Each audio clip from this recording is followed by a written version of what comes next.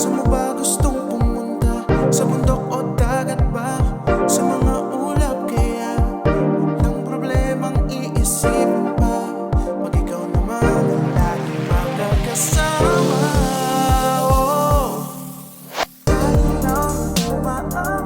Umaawit mula kusina hanggang sa sala.